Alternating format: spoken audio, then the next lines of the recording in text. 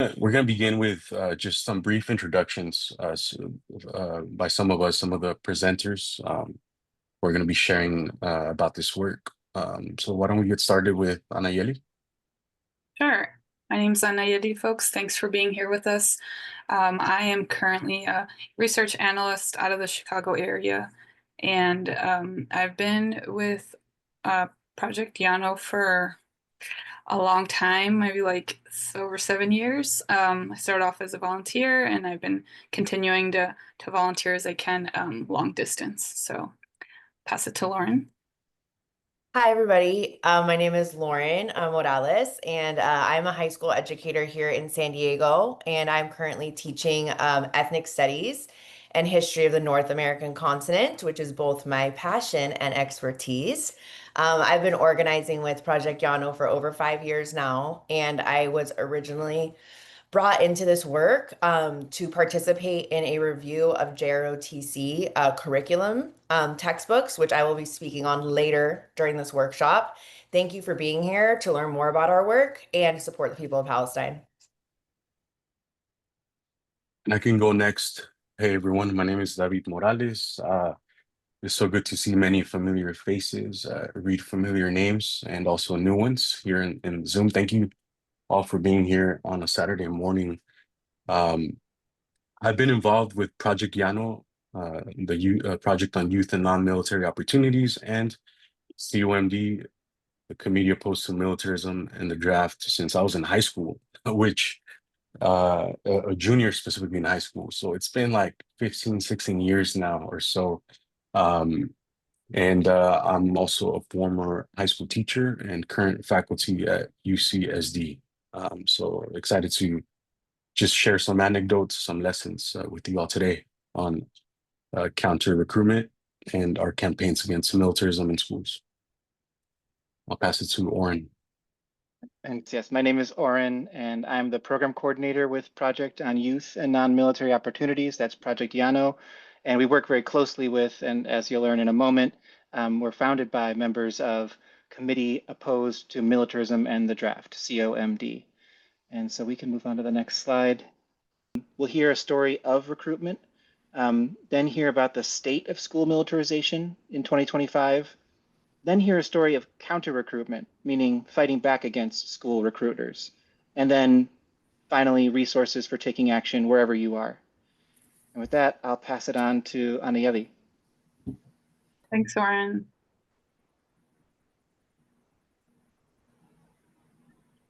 Thanks, everyone. Again, part of my many roles here, one of them is I'm a veteran, Marine Corps veteran, and I'm here to share a little bit of my recruitment story and how and why I joined. So like was mentioned, the poverty draft, right? Like I'm an immigrant as well as my parents, and I was born in Mexico and was brought here around the age of 1. And so growing up in the Chicago suburbs, where I want to say Latinos are about 30% of the population.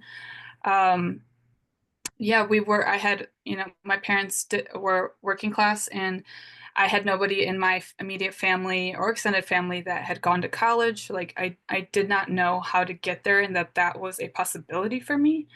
I went to high school, and I received a very like manifest destiny style of education, no real critical thinking.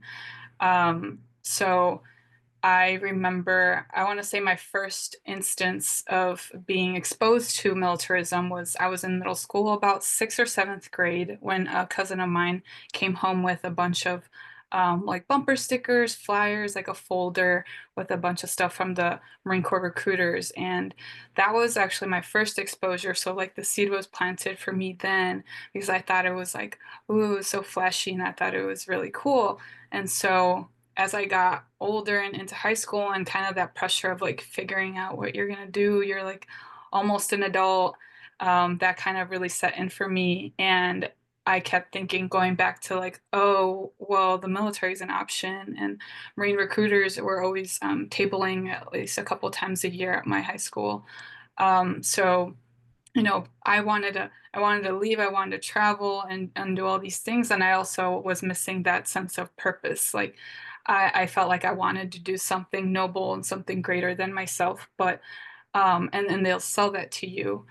But and nothing else was really encouraged as far as like, pursuing careers and things, promoting peace or just doing a good work, right, in society. And so to me, I felt like it was really my only option to get out of my situation.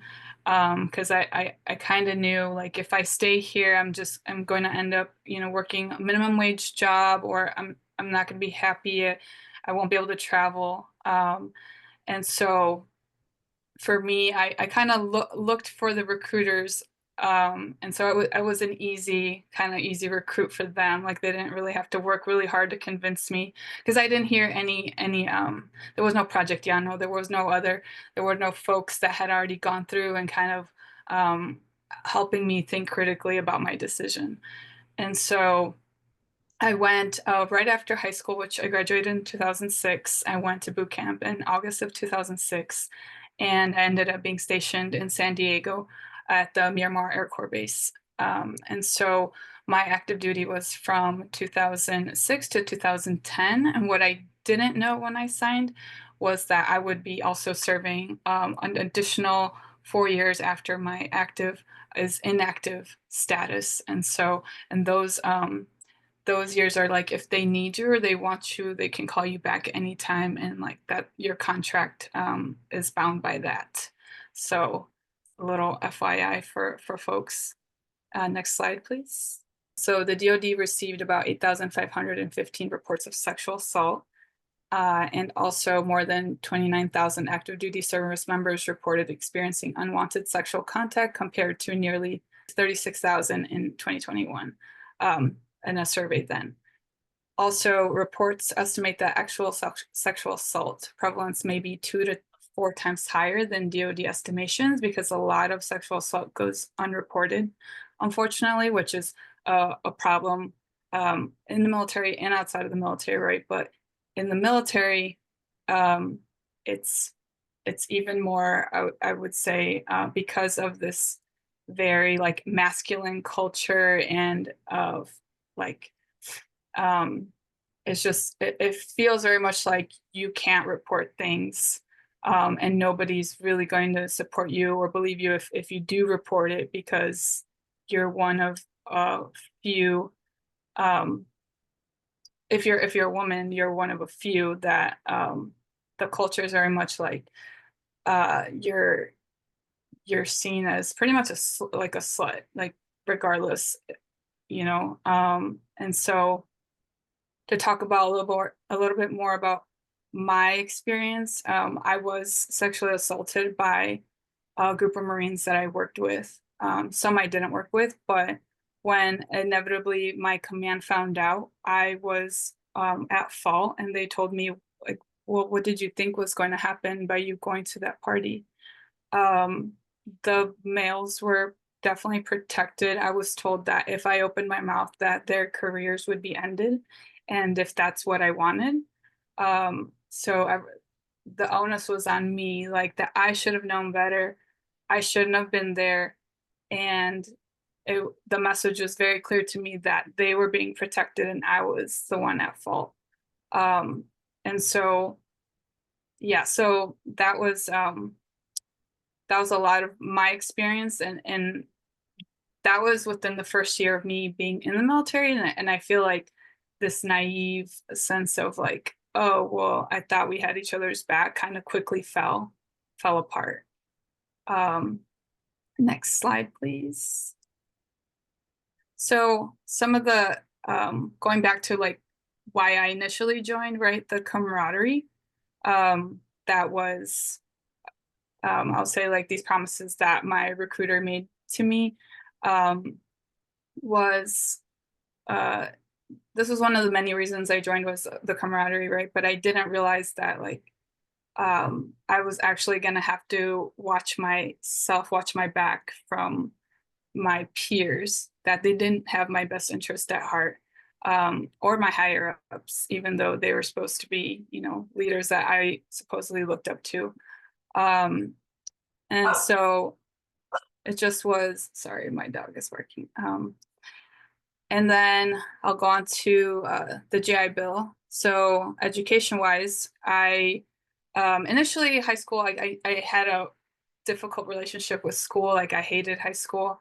But I know that had I had a different approach and different teachers that were maybe like ethnic studies was introduced, I would have had a different outcome, because once I got to college after the Marine Corps, that really like changed my life. It really opened my eyes to so many things. And I will say my college experience was life-changing. And so, but getting there was really difficult because there's a lot of setbacks. There's a lot of waiting periods for the VA to send you your money. And I know just anecdotally, so many Marines that, well, not just Marines, but other folks in the military that started pursuing their GI Bill and then just kind of quit because of the bureaucracy, because it takes so long. And people are just kind of waiting and can't pay rent sometimes and can't even like groceries and things like that just become a burden. And yeah, it just gets difficult. So one of the interesting things I found out was that about 54% of veterans actually use their educational benefits. And then that goes a little bit higher to 64% when you count when they transfer to dependents. So, but if we're being honest, it should be a lot closer to 100%, right? Like you think about all these benefits that are given to veterans and military, and these numbers should be, whether it's healthcare, whether it's education, or disability benefits, all of these things should be a lot closer to 100%. But I think, they make these things purposely hard and difficult to get. They're not promised to you. You have to like go and get them yourself, and the onus is always on the veteran to get them. One of the other things is that a lot of people get attracted to the military for is citizenship, and that's not something that the military, they use it as a recruiting tactic, but it's not something they can promise you and something that they do for you. Citizenship sorry, I'm looking at my notes here. It's something that the military can grant, but they do this as a recruiting tactic, and it's always administered by USCIS and not the DoD or any military branch, right? So you have to do it really on your own time, and that's like if you have a job that allows you to do that on your own time, and if you have a supporting command that will, allow you to take the time to do that, because it's usually during business hours. So when I joined, I was a permanent resident, and I started to do my my citizenship packet. But even for military, like regardless of who you are, the initial step is filling out a 21-page pamphlet thing, an application. And I really got overwhelmed at that age. I think I was like 20 years old when I tried it. And I honestly, I gave up. I was like, you know what, maybe, I'll do this later. And it ended up being 5 years later after I got out that I actually followed through and went through with it. But it's not something that is granted or given. And I kind of also, when I joined, had this vague notion that that's kind of like that's how it worked, that it was maybe automatic. All they offer you really, if you do it on your own, is an expedited version of a pathway to citizenship.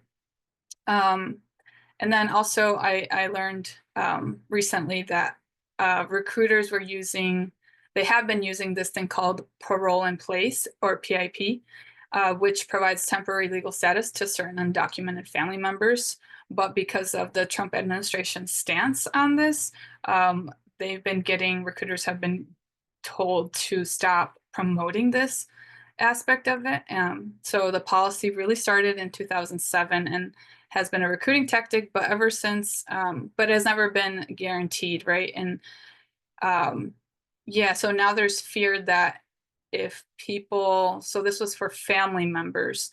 And so if family members are still signing up or attempting to sign up, then, the government, the federal government will have this information and can possibly find these family members, right? And it's kind of a scary moment to be applying for these kinds of things, because you don't know, right, if they're gonna still go through with this program, or they can potentially just come find you or a family member that applies for this program.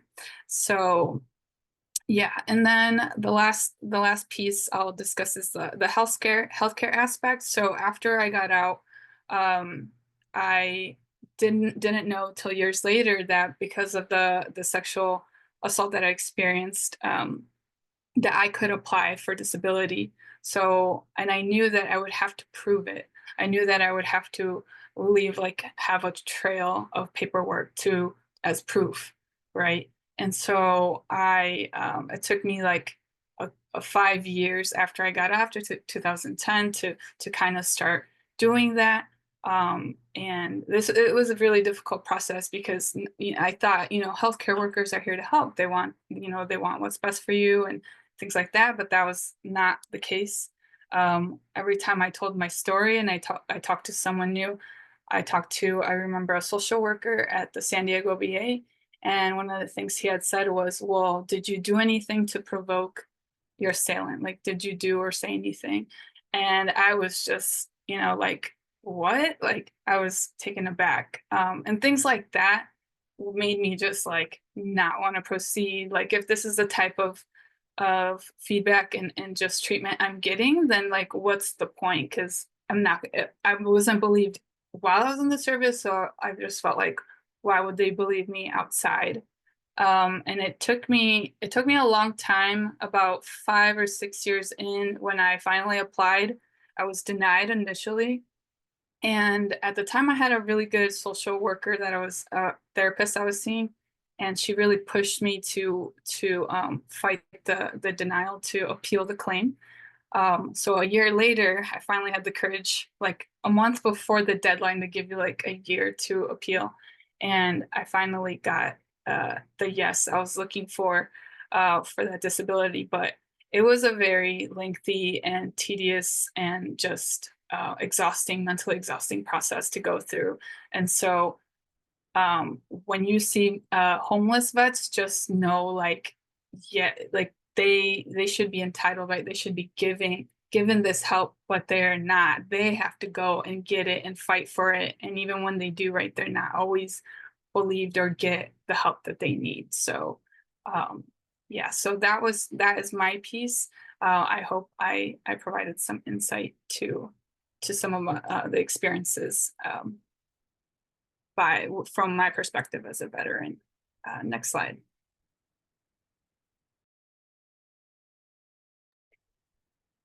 All right, everybody. This is my time. Thank you, Anayeli, so much for sharing your story with us. I am going to be sharing some information from an educator's perspective about how schools are actually militarized, what the state of militarization is in schools in the year 2025, where we are today.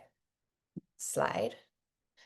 So you can see here various photos that will just kind of jog your mind as to what things look like, right? So here you see an SDSU on the top, right? San Diego Unified School District, which is the school district I work at.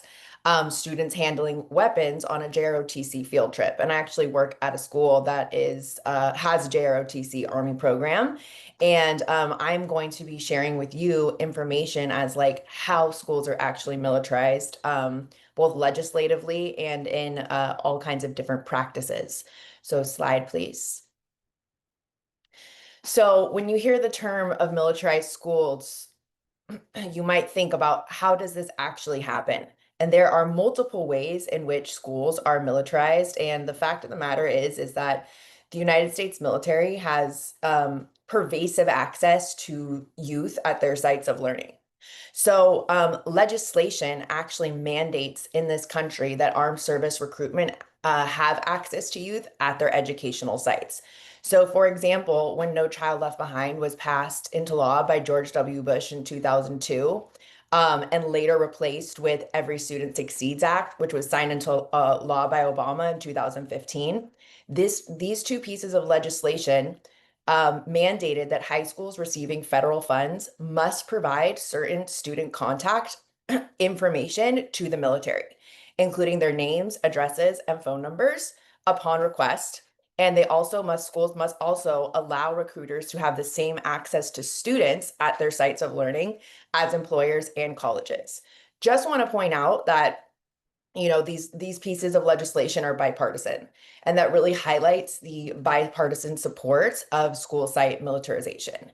And of course, the JROTC programs at schools, Junior Reserve Officer Training Corps, which is at my site where I work, the Army program. This is a program that came into being with the passage of the National Defense Act of 1916 and grew substantially after the 1970s when the transition to an all-volunteer military happened. And this program is described as a character and leadership development program for a nation's high school students. And it is a program that is overwhelmingly made up of poor students of color that are essentially funneled into military service. Slide. So this quote, I think, really just sums up what the purpose of JROTC is, this program at high school sites. It is a key way to source youth at their educational sites for military service. And you can see this quote here from William Cohen, then the Secretary of Defense, from February of 2000, where he says, JROTC is one of the best recruiting devices that we could have. I did this review. I reviewed this textbook that you see here, leadership education and training, the LET 3 textbook, which is an Army JROTC textbook. And this is what I really pulled out of it, that this book was written with the purpose to promote the suppression of critical thinking and the emergence of critical consciousness in students. It does not encourage students to think for themselves. In fact, they are like literally indoctrinated to follow the orders of others at a time where they should be really harvesting those capacities to think critically. Super supports Eurocentrism and white supremacy, a whitewash history. I wish I could like actually show you some of the passages.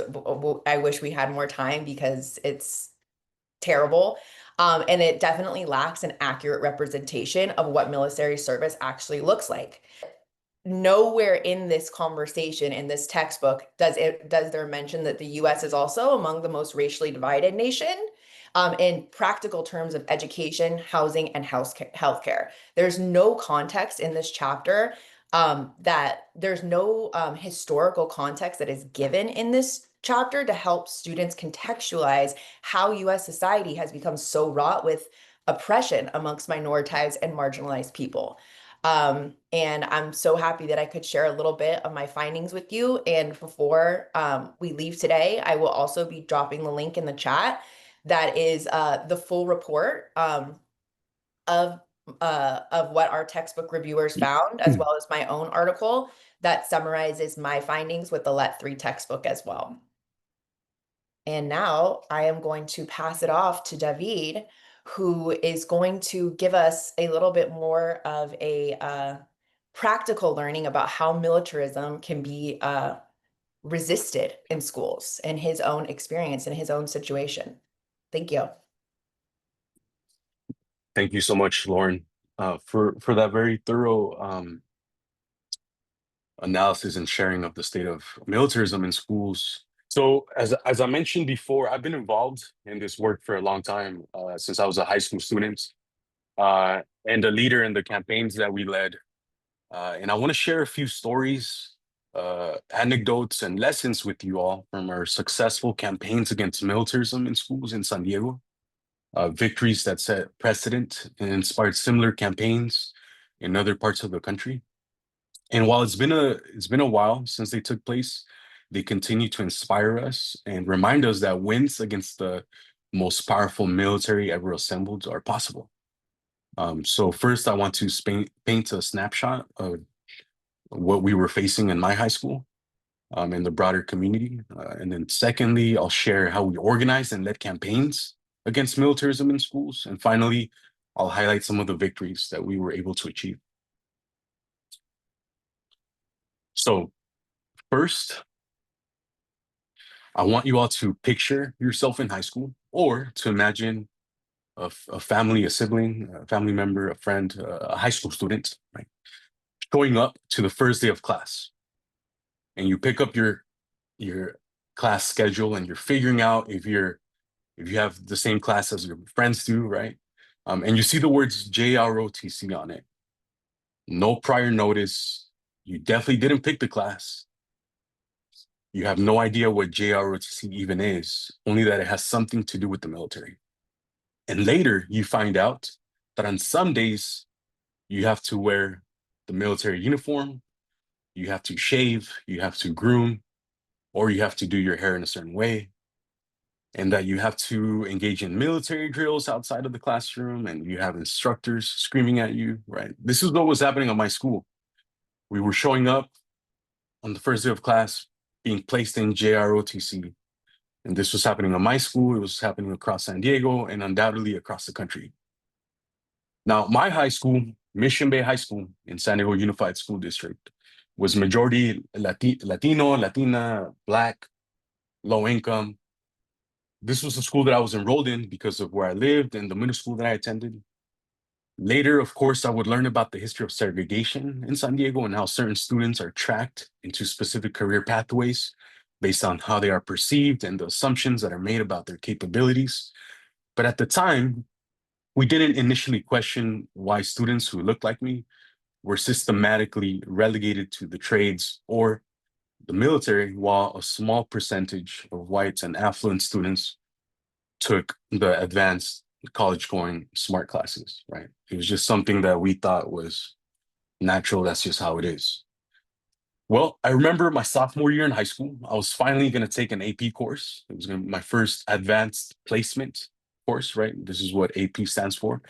In advanced placement or AP courses, they offer college credit if the student passes the exam at the end of the academic term. So I was going to take AP Spanish, and I figured, it was going to be a chance for me to formally study my first language, maybe learn about my culture. And on the first day of school, I found out that I was not enrolled in AP Spanish because our new principal had eliminated this class and had gotten rid of every other AP class in the school. And instead, in the place of AP classes, these college-going classes, the new principal introduced the JROTC program that Lauren was talking to us about. And many of us were automatically enrolled in this program, right? And despite the heavy propaganda, for me personally, right, the heavy propaganda that, we see in video games, the billboards, the constant recruiters, personally, I didn't think it was cool, right? Like, I didn't want to be like marching around and wearing the uniform. So I was like, I need to get out of this class, right? So I went to my counselor, requested to get out. Many of my friends did the same, but some of them were told that there was no more room in other classes. Like there was no more space in English or history, classes that they needed to take to graduate, and that they had to write it out, that they had to stay in JROTC for the rest of the semester, right? Some of my friends were also told that JROTC was going to give them college credit, which was not the case. And at least one of my friends was placed in JROTC without their consent, without their permission, over and over the course of multiple semesters. Now, what was really baffling to us, right, what really had us confused was that they had shooting ranges installed in the school, right? So Lauren was talking about how JROTC is very common to have weapons training. But to us, this was new. We're like, what? Why are they teaching kids how to shoot guns in schools, right? So it gets even more sinister, right? So that year, the principal eliminated one of the few programs in my school that assisted minoritized first-generation students in accessing college. It's a program called AVID, right? Essentially, the program is designed, again, to help students get into college. So the principal eliminated this program, and in the empty AVID classrooms that were divided by a wall, they knocked down the wall And this is where they installed the shooting range. So they were teaching kids how to shoot guns in the former classrooms that taught kids how to get to college, right? And of course, brainwashing them and pushing blind obedience and respect for authority, everything that Lauren was talking about. Now, we were used to seeing military recruiters on campus daily. We were used to seeing military recruiters at the career fairs, with their pull-up bars during lunchtime, special assemblies, the constant messaging. But JROTC and the systematic enrollment of students in it without their consent was new. And this is when we decided to do something about it, right? We're like, something's happening here. So what I want to talk about now is what we did. What did we do? Well, I think for us, the first step when we really, step back and think about it is to build critical consciousness. And what I mean by this, we've thrown this word around, or this term now a couple times, really is becoming aware that what was happening isn't just a coincidence, right? That it's an injustice, and that it's part of a very intentional system that made it so students like myself were pushed into the military during a time of war, while students at a school like La Jolla High School, which is just up the street in the same district, had no JROTC, had no recruiters on campus whatsoever, right? So we became informed about the situation. That was the first step, to inform ourselves and to inform others about what was happening. And we did this through student clubs that existed at our school, like MECHA, the Movimiento Estudiantil Chicano-Chicana de Aztlán, the Black Student Union, even ASB, clubs that are rooted in historic movements and struggles.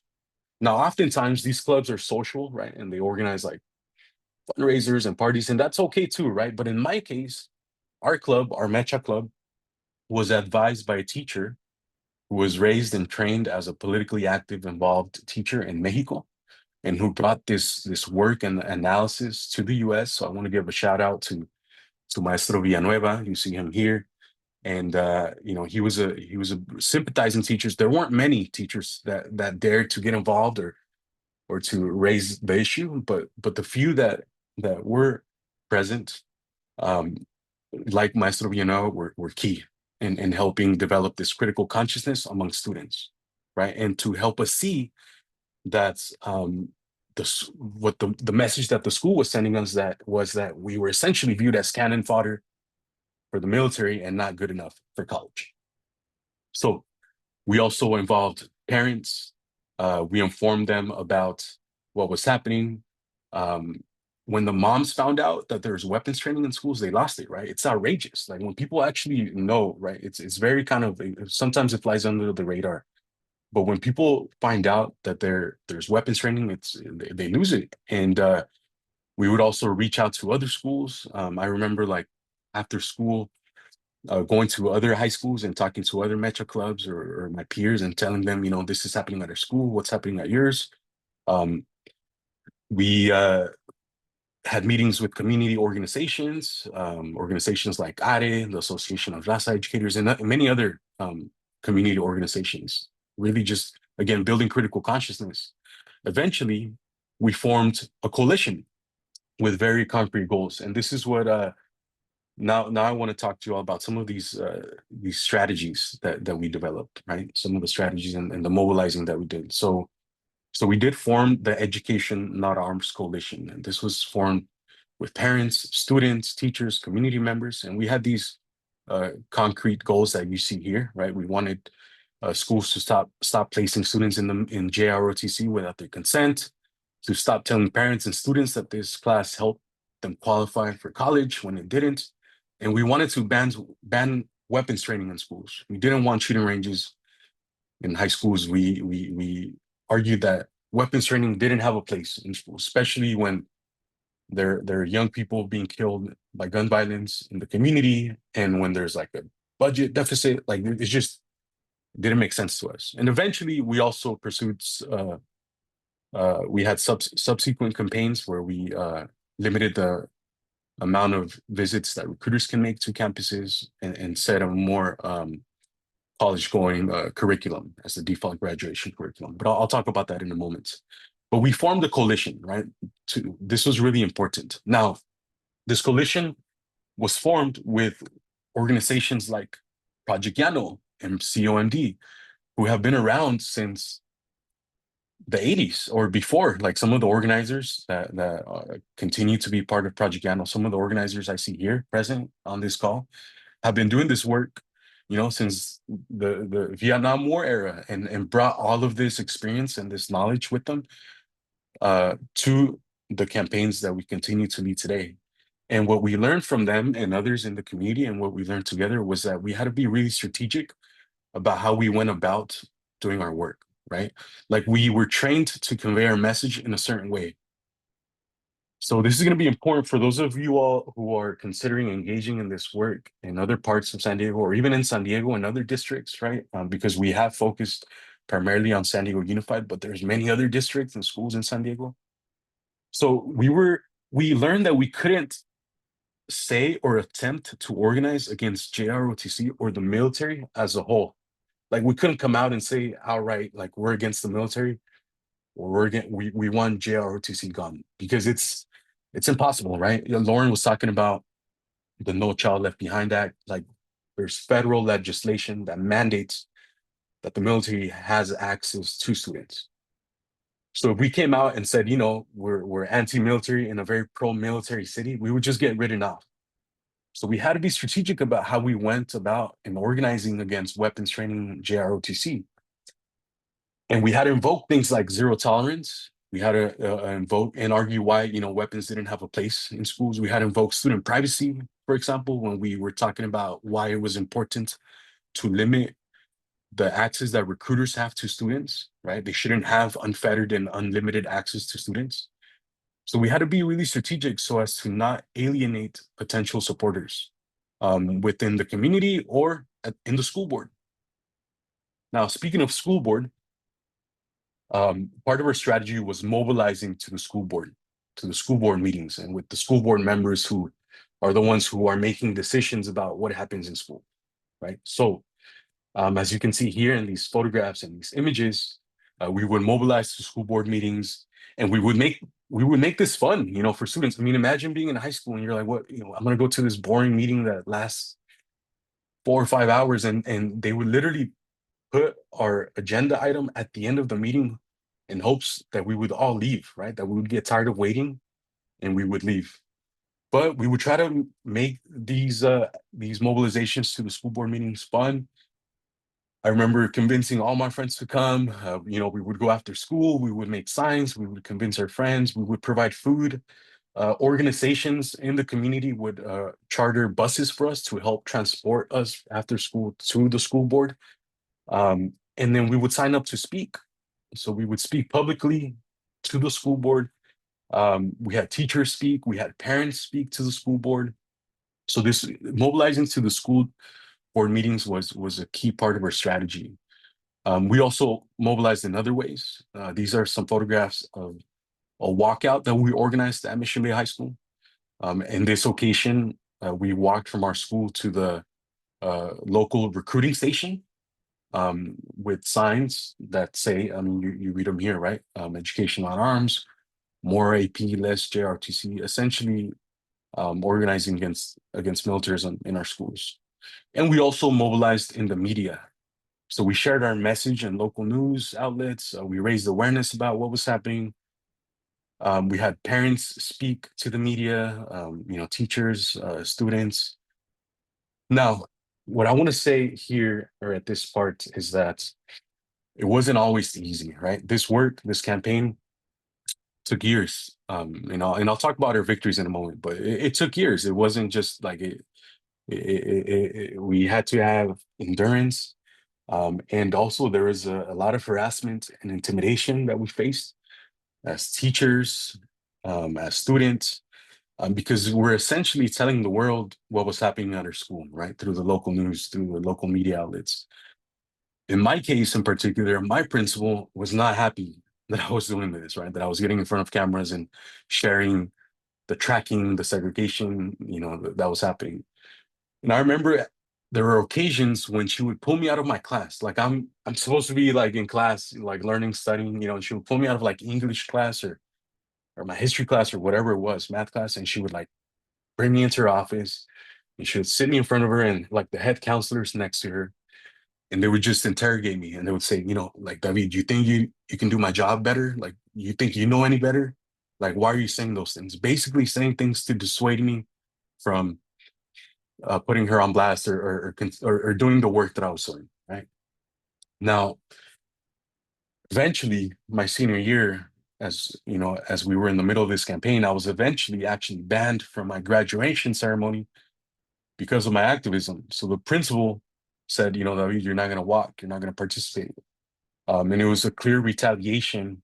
It was blamed on absences. That was a clear retaliation for some of the walkouts that I organized, or the mobilization to the school board, to the school district, right? It was pretty ridiculous that the ACLU, the American Civil Liberties Union, got involved, and they tried to convince her to let me participate. And the school board member that confers the degrees on the day of the graduation, he also boycotted the event. He said, if David doesn't walk, I'm not going to go. So he didn't show up, right?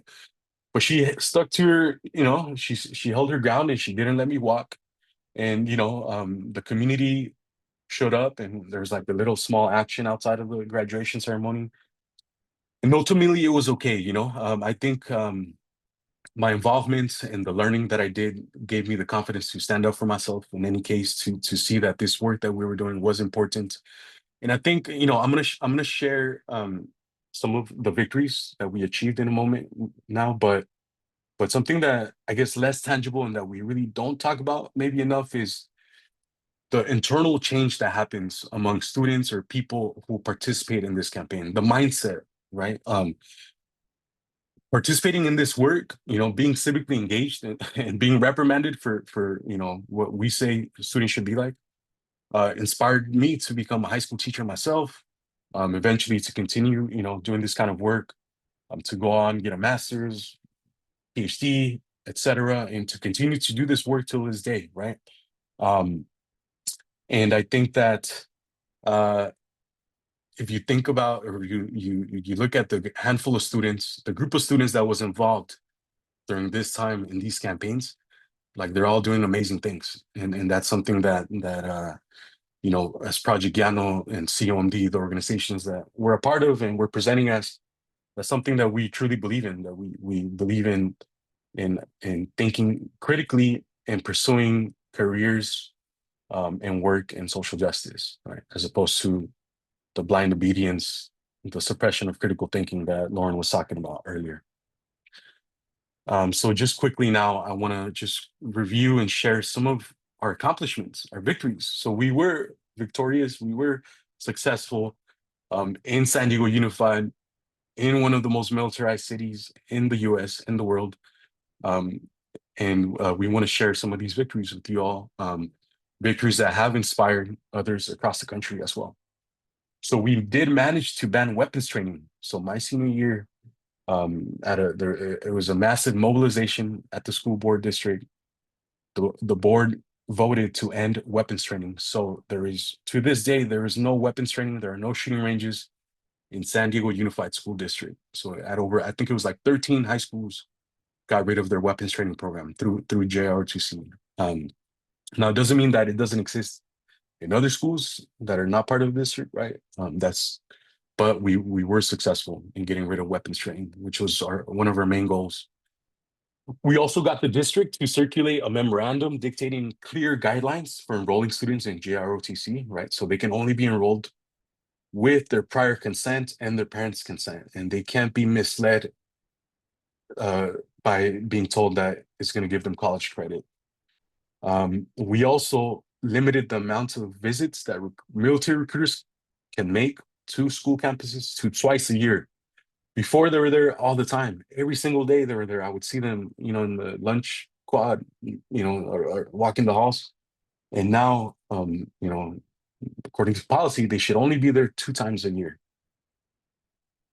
And finally, we got the A through G high school, the A through G requirements, which again is the curriculum that the universities in California set for the curriculum that students need to take in order to be eligible to go to college. We made that curriculum the default graduation requirements, so that what was happening was that students were reaching their senior year and about to graduate, and then they're like, you can't apply to college, you can't apply to UCSD or whatever because you didn't take the right classes, right? So this way, this would ensure that all students who graduated had the option to apply to college if that's what they wanted to do. And I guess one last thing is that in my school, at Mission Bay High School, we made JROTC so unpopular that they had to get rid of it because no students were enrolling for it anymore, So while we weren't directly organizing against JROTC because, it would be a very hard battle, we found other ways to organize against it and they got rid of it. So you see that headline there at the top. So the final message that I want to share here is, Oren's going to reiterate some of this in a moment, is that it's 100% possible to organize against predatory recruitment in schools.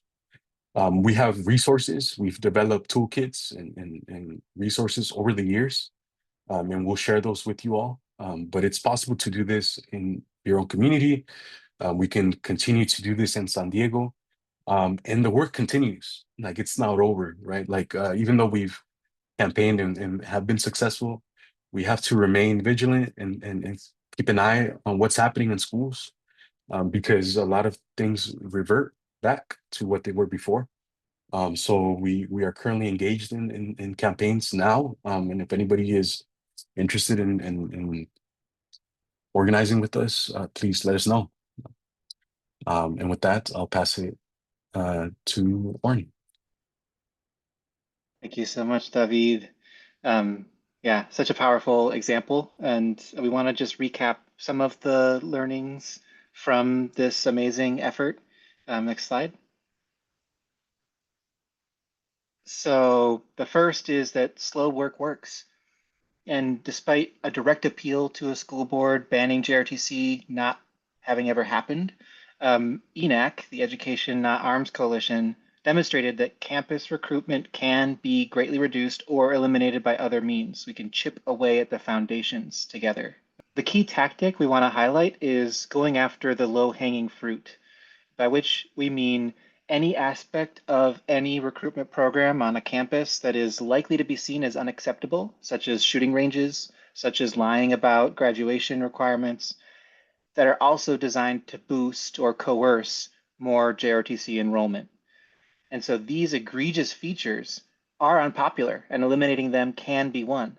And by winning against these low-hanging fruit, it brings down the number of cadets at a school, which diminishes the program's effectiveness as a social coercive recruitment tool, right, where it's peer pressure. And the other really key learning is fostering student autonomy, because organized students persevered, even when their principal and others tried to silence and intimidate them.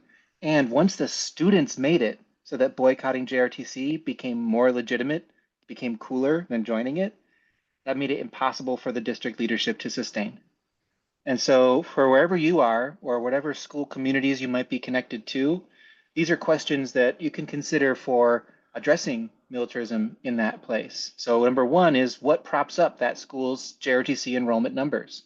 What are the low-hanging fruit? And second, how can we best support students, especially from low-income families, to organize for the resources needed to pursue choices other than the military? And last, for the slow work, what will we need to sustain a multi-year effort? And with that, we want to highlight some of these resources. What I'm about to share is a couple curated links that we have prepared for you. The first one I just put in the chat is the full resource library at projectyano.org. And I want to highlight some of these sections. You'll see here that we have a section just for students. These are some up-to-date information. On the left here, you see the warning, some things you should know before joining the US military. That's highlighting some of the current risks students face if they are recruited and enlisted and deployed. And then on the right, you'll see a couple resources, especially for student groups, brainstorming actions that they can take on campus. We also have a lot of resources, generally speaking, for teachers, parents, and students alike, a lot of these categories overlap about understanding the realities of recruitment and enlistment. So on the left, you'll see a video that we highly recommend, especially also to students, that Before You Enlist, the Real Deal on Joining the Military, where you hear from a lot of veterans as well as from a former recruiter talking about the realities of recruitment and the prevalence of lying, deceiving students just to get them to enlist. On the right, you'll also see for, again, parents or students, we maintain an up-to-date job training directory for career alternatives, as well as a financial aid directory, free money for college. We also have resources specifically for teachers and school community, and that includes counselors, librarians, really any youth-involved workers. We have a film called Education, Not Militarization, where you hear from students themselves about the pressures that they experience by recruiters and their thought processes when they are forced to interact with these recruiters.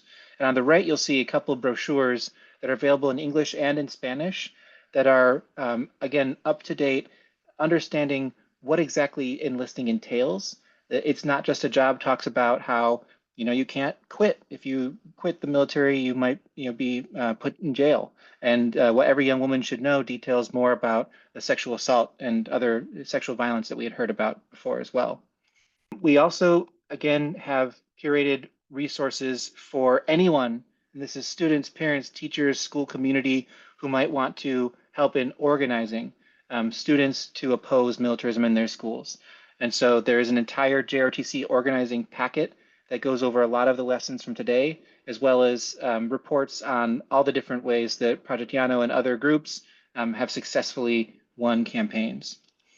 And last, we do have another directory specifically for you all today of just recommended links, because the movement against recruitment spans outside of school campuses as well. So this last link in the chat will connect you to other websites, including ones for people who are already enlisted, the GI Hotline and Center on Conscience and War, as well as other places similar to our financial aid and college resources. Peacefulcareers.org has a full listing of these opportunities that don't involve military. Next slide. And we just want to thank everyone for coming today. Please feel free to share any questions you have in the chat. We do have a little bit of time. We have about 15 minutes until the end of our talk today. So yes, the chat can also be saved and sent out to folks later, including all these links. And thank you. I already see some questions coming in the chat.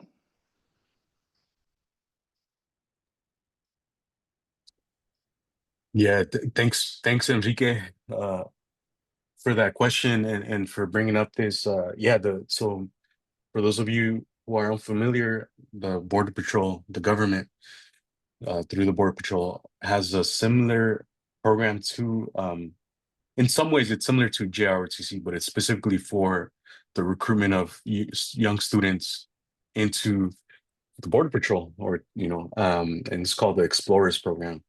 And they have it along the border, cities along the border, but also in other parts of the country. And That's a great question. I'm sure they're considering expanding that. That's something that we have to keep an eye out for and remain vigilant, because there's a lot of crossover with the kind of orientation and thinking and how they structure their programs. Absolutely. Yeah. It's just, it should obviously be noted that a lot of these, like where these Border Patrol Explorer programs exist, they are seeking to source students that, themselves are either, the children of people who are here documented or not, right? So they're sourcing from the same place that they are then going to be like having them enforce in their communities. And we definitely see that, with the similarities of what's happening in the military right now, like the military being deployed to assist with ICE as well. So I think it's really just like working with the students to understand that like these programs are getting the resources for the fascistic for the fascistic control of their own communities, like within the community. And I think that's something that students are actually really starting to realize, in my opinion, and are primed to want to understand more about.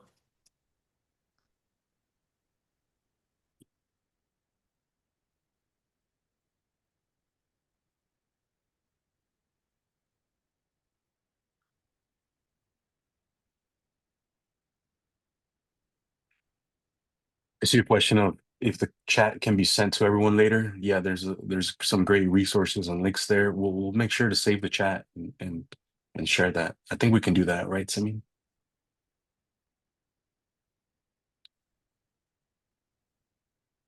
And there's a question about police magnets, literature about combating the presence of these magnets. I personally haven't heard or I'm unfamiliar with police magnets, but if anybody wants to share a little bit more.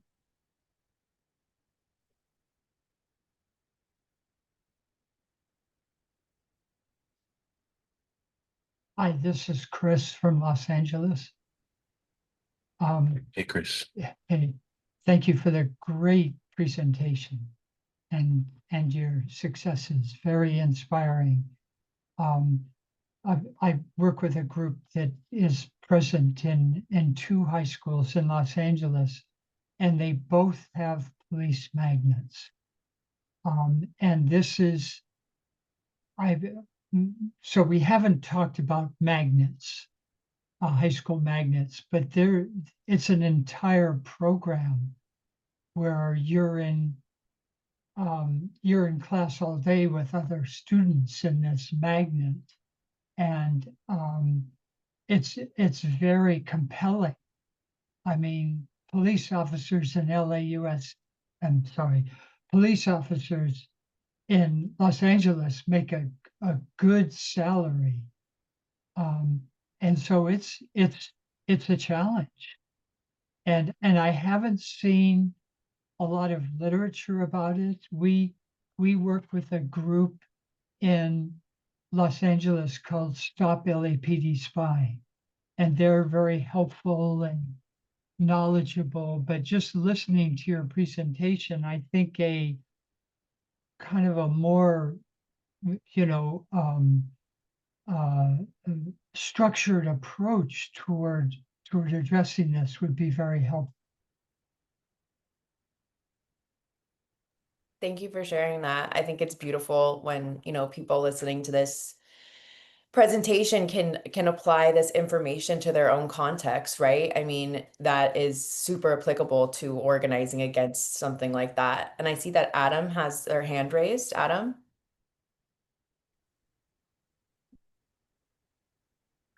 Yeah, I was just gonna say, this was good. I came here for a school project.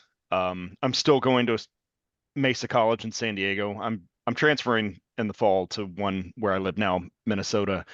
But catching people before they join, I had a lot of people in my boot camp that were promised things that never materialized. Whether that be citizenship, college credit for ranks, and then also just the benefits that you would get when you get out and how easy everything would be, right? And it's not. So I am lucky I'm on a project with the Minnesota Department of Veterans Affairs, and I work with them to help in veteran homelessness, suicide prevention, addiction disorders, because a lot of people that get out, they're promised all of these benefits that are terribly hard to navigate. Or you're just taught the whole time that you're strong, so you don't feel like you should even apply for them. And then watching so many veterans struggle in that process, and if people had more of the information like you're saying, and they're not so indoctrinated going in, then we wouldn't have as much of an issue that we have on the tail end of it. So this was good. I came just expecting a short project for school, but thanks. Thank you for being here.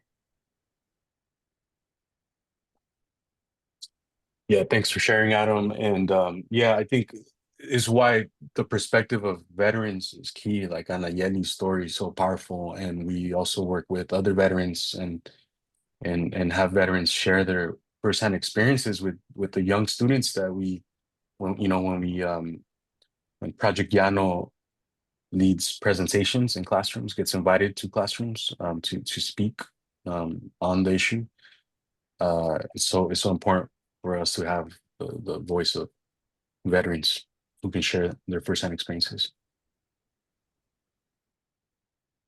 And if anyone on the call is in an educational capacity, in a high school, middle school, even because sometimes these things start early. We are happy to we are love to do in-classroom presentations. We can also do virtual presentations for information for students as well. So if that's something you're interested in, please contact us. We have a wonderful group of people that are passionate about presenting, and like David said, educators and people who have also been in the military as well that would like to share their story with young people, that they're not going to get this information by quota hungry recruiters who literally use super manipulative tactics to meet their quota that they need to meet for their job, right? So we just hope that we can disseminate more information to youth that is not going to be given to them in traditional settings. Yep. And I also just want to note, there is a link in the chat. There was a question earlier about Border Patrol. And we now know in the past month there's been a drastic expansion in the budget and recruiting goals for ICE and for other border enforcement things. So that is going to be another area where we're going to need to be prepared and get knowledge. So that last link there in the chat is Border Patrol counter recruitment brochure. And I know that ICE is now also dangling the huge signing bonus and among many other manipulative tactics to get people to join, in specifically low-income border communities. Student loan forgiveness. Student loan forgiveness. Thanks. It's possible. You just have to take these extreme measures against your communities. Yeah, I think was said earlier, like in Chicago CPD, when I would take the train to work, and there's these giant billboards while you're waiting for the train, like starting salary for CPD is 86,000. I was like, that's way more than what I started with the master's. So, right, and all these cuts to aid, and that's like, how, if people don't have the knowledge to make informed decisions, dangling these large salaries in front of people, right? It's so enticing.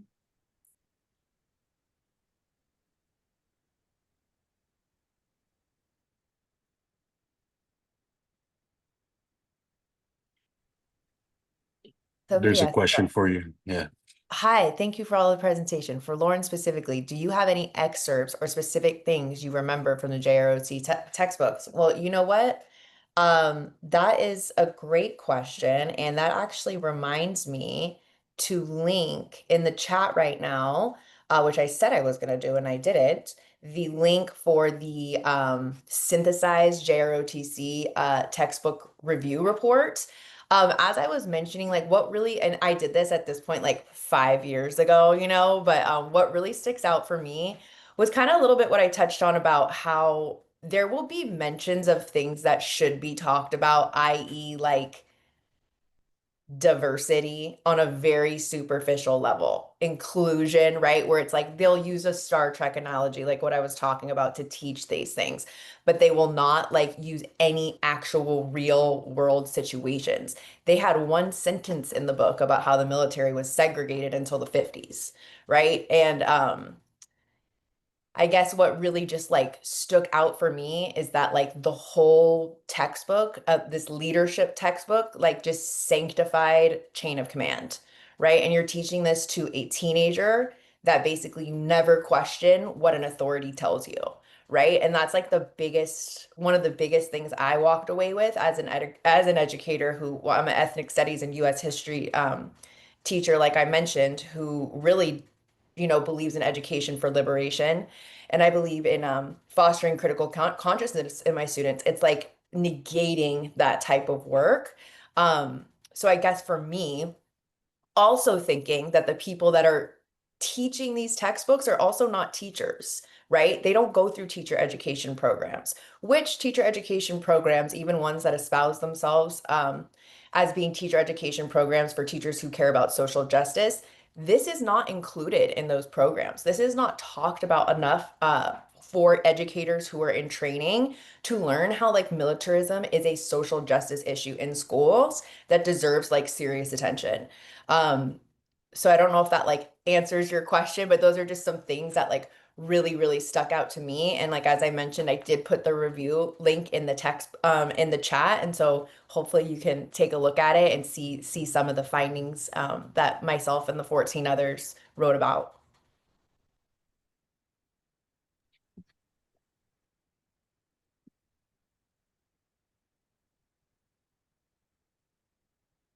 Thanks everyone for coming today and for being here